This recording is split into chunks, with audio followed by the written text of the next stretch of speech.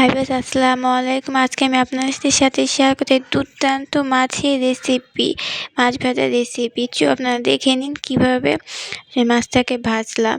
এবার আমি এখানে নিয়েছি তেলাপিয়া মাছ। এটাকে আমি সুন্দর করে একটু চিড়ে নিয়েছি যাতে এটার গায়ে মশলাগুলো ভালোভাবে ঢুকে। এবার এখানে দিয়ে দেবো স্বাদ মতন লবণ, তারপরে দিয়ে দিচ্ছি হলুদ, তারপরে দিয়ে দেবো আমরা এই জায়গায় মরিচ।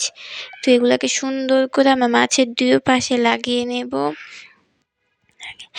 এরপর আমরা এই জায়গায় নিয়েছি একটু ময়দা, তার সাথে নিয়েছি আমরা কর্নফ্লাওয়ার দিয়ে আমরা মাছটাকে সুন্দরভাবে পিঠে সুন্দর করে লাগিয়ে নেব।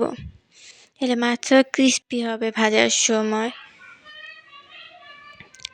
তারপর আমরা এই জায়গায় তেল গরম করতে দিয়েছি সুন্দর করে মাছ। তারপর আমরা এই জায়গায় দিয়েছি তেলটা গরম হতে। তেল গরম হলে দিয়েছিল তেলটা গরম হলে আমরা এর মধ্যে দিয়ে দিব মাছটা। তারপর আমরা এখানে মাছের যে এক্সট্রা যেগুলো আছে সেগুলো আমরা ফেলে দিব। মাছের গায়ে যে এক্সট্রা যে তেল মশলা লাগানো ছিল ময়দাগুলা, সেগুলো আমরা সুন্দর করে ঝেড়ে নিব।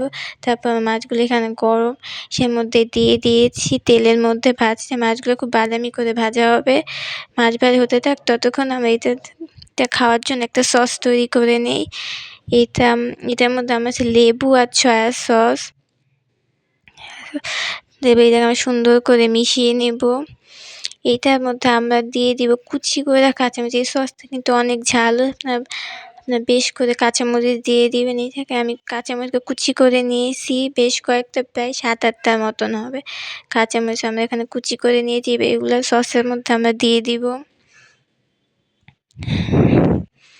আমরা এখানে সসের মধ্যে কাঁচামরিচগুলো দিয়েছি। এবার সুন্দর করে আমরা মিশিয়ে আমাদেরকে সস বানাতে মাছও ভাজা হয়ে গেছে।